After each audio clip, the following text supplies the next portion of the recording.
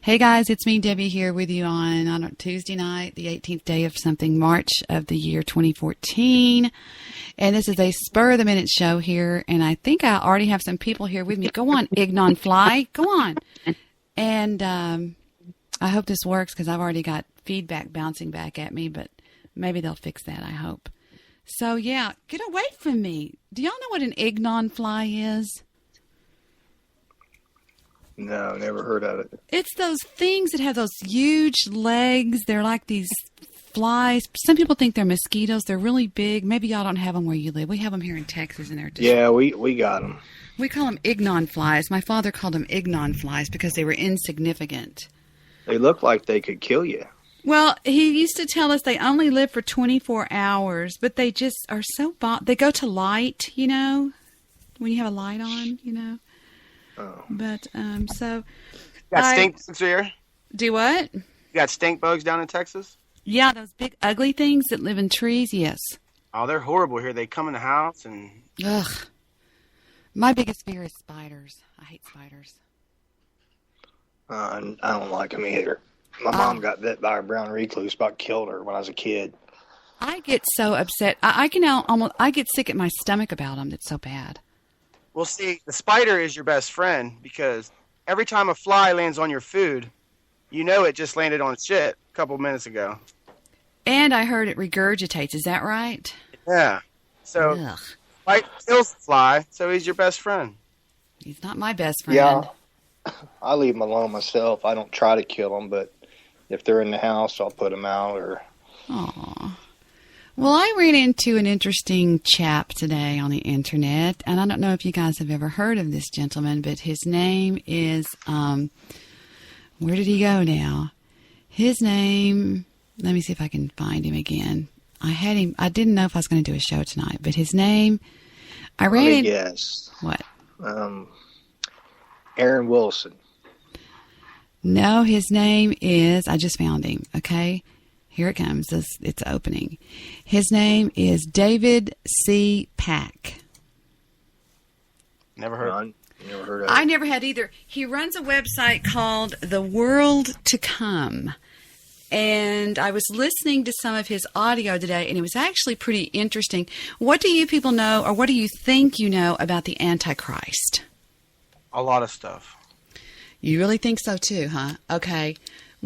Tell me what you think you know about the Antichrist. Because I thought I knew about the Antichrist too. Well, there's a lot of Antichrist. There's a spirit, just like there's a Holy Spirit. There's a spirit of the Antichrist, and then there's an actual Antichrist. Excellent. You've done your homework, I see. Who said that? One man? Yeah. That's all my shows are about. I did. Well, then, I can't believe you haven't ever heard of David C. Pack because I'm going to play some audio, or I was going to play some audio on my show that I wanted y'all to listen to, but I mean, we can all listen to it together on the same line. We don't have to put on mute or anything like that, and we can discuss anything he says. You want me to play it for y'all? Yeah, but real quick, just write this name down. All right. I won't say nothing about him, but his name's Jonathan Click. Jonathan Click? Yeah, K-L-E-C-K. What about him? He's about the same things. You know what I mean? So you could do your research before I say something about him. Hear my pen clicking? Check it out, guys. I'm gonna put this Skype on my desktop so I can run everything else. Okay. So you guys might need to call or holler at your boy. Okay. All right. Okay, I'm going to start this audio. It is unbelievable. It's only 27 minutes long, but we can talk during the whole thing. We don't have to be quiet or anything like that, is what I'm saying. And here we go. This may be the single most important message you have ever heard. We'll just pretend like he's here with us. Oh, really? What is that, David? Either watch it all or stop now. Well, we're going to go ahead and watch it all. The Bible clearly teaches that a powerful Antichrist will arise to rule the world just before Jesus Christ returns. But what does the word Antichrist mean? Is it just one person? And what is the... See, I always thought it was just one person. Somebody would rise out of the east and, and then God would come and kick his ass. Jesus would appear and kick his ass in the I know the whole thing, but I'm not real good at recalling things really quick. I'm kind of ADD, but I always thought, I mean, if somebody were to ask me, what is the Antichrist? I always thought, and I've never done a lot of research on it, but it was some person that would rise to power that would affect every human in the world, something that he would do, that he would start out maybe in politics or something, but that he would end up wicked and all this weird stuff. But this guy really lays it out. He's done his homework, seriously. Biblically referenced spirit of Antichrist. Prophecy watchers and so-called experts butcher the truth about the coming Antichrist. Some reduce this prophecy, others badly skew it, still others declare it already fulfilled, and still others dismiss it entirely. On top of this, many so-called Bible authorities speak with competing, disagreeing voices and thus add to the confusion. The ignorance of these voices, all of them, is painful to hear. A final great Antichrist is coming. You must understand it, and I will explain it. I will also explain how the last one is far from the only Antichrist to avoid. You can know and comprehend the Bible answers to the most important questions about the Antichrist. The world to come. The Restored Church of God presents David C. Pack, author of 80 books and booklets, editor-in-chief of the Real Truth magazine, read by countless and growing numbers in every nation and territory of the... Now, the only reason why I'm paying attention to this person is that he claims to teach straight from the Word. He doesn't add anything to it, and he doesn't profess to...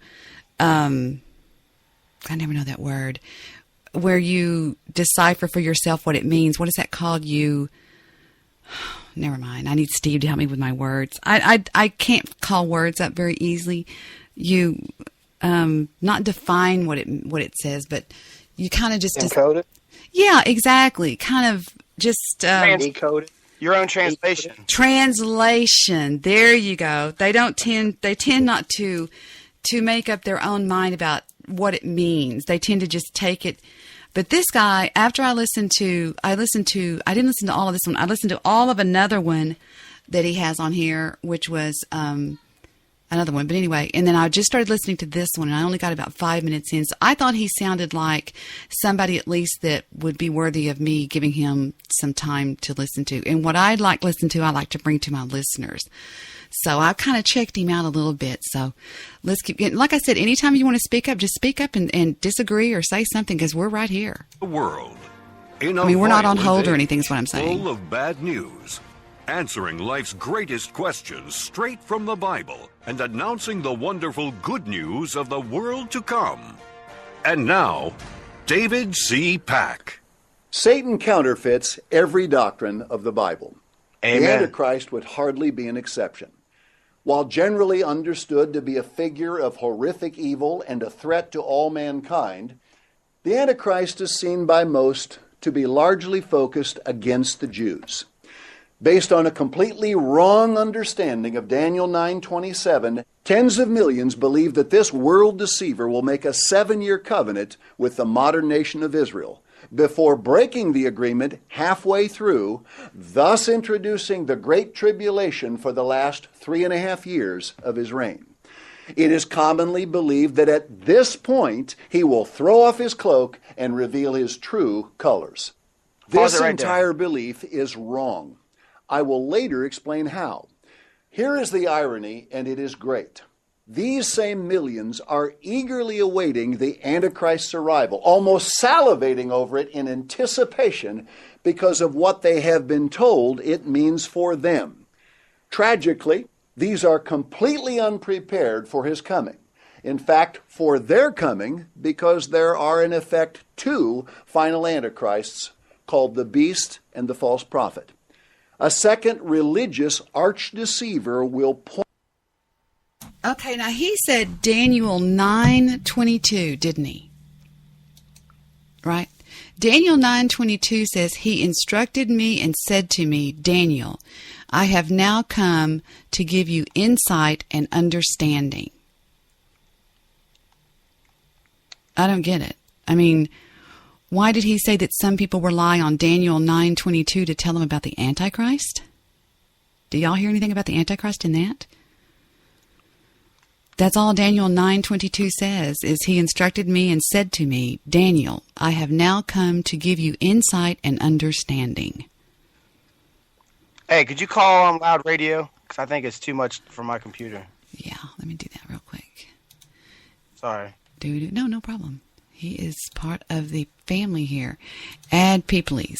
Let's see, loud radio. Click and add. I can't add people to the call. It's not my call. Fudge buttons. I love your picture, one man from Ohio.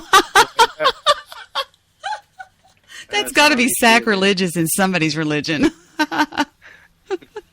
I'm a baby compared to Jesus. Oh, that's Jesus. Oh, yeah, I thought that was God. I was going, what? Well, it's the same person. God and Jesus is the same. That is hysterical. Is that your name? You have Alpha Dog on your shirt. Is that where he says, "Come unto me as a small child," or whatever? Yeah, I know that verse. Yeah. Those who don't receive me as a child will not enter the gates of heaven. There you go. Exactly. That one too. I think it's really interesting that a doctor by the name of Dr. Elhike found out that all but 0.002% of Jews that are in Israel and the world are actually of the seed of Abraham. And his name is Dr. Elhike, and he's got all these credentials. And they did the DNA on the Palestinians, and come to find out they have more Abrahamic blood than the so-called Jews that are in Israel. I've heard that. No. I've actually heard that. I've heard that. We talked about that one time on my show. I don't remember when, but I know we talked about that one time. So if Loud's listening, I can't add him. I tried, and it won't let me add. Let me try him one more time just to make sure it wasn't just my computer acting wanky. Okay. You can try again, and I'll add him. Loud radio and add, and nothing comes up. So I don't know. It won't let me add anybody because it's not my call. It's your call, buddy boy. I can hang up on y'all, call y'all back, and then add him, but that's all I can do for little me. So if you want to throw him on, throw him on. So let's go back to, I was a little bit confused when he mentioned Daniel 9:22, but I don't really see anything in there about the Antichrist. So well, back to where he wants to defeat Israel, because Jesus told the devil that he would hold amnesty between God's seed and his seed. Right. So what does that mean? Well, does that mean Cain might have been the devil's child? Because the fruit could be the fruit of her loins, or the fruit of his loins, instead of an actual fruit. That's an interesting thought. I don't know. I just wrote that down. There's a lot of research into that too. You could look into that. Interesting. Let's finish this, and then we'll go to that. He says to him that my seed will step on your head, and you will strike at his heel. Okay, there you go. Well, that would be a snake, and that would be Satan. That would be Lucifer, because he said to the snake, "You will strike at their heels, and they will be able to smash you in the head. Smash on your head," which is a snake, right? That's a fact. Well, it never said a snake. Nowhere in any a snake. Okay, I'm getting too much information overload here. Let's stay with the Antichrist, and then I've already written that down. We'll go to that after we get through with this. Hang on. Point to and underscore the beast's authority with powerful, spellbinding miracles. Understand, most who write about the Bible do not realize that this book interprets itself.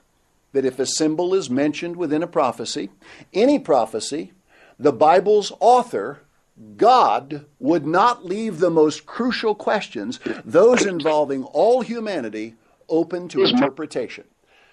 Some preachers do get an occasional stray fact right, but none are able to put all the facts together.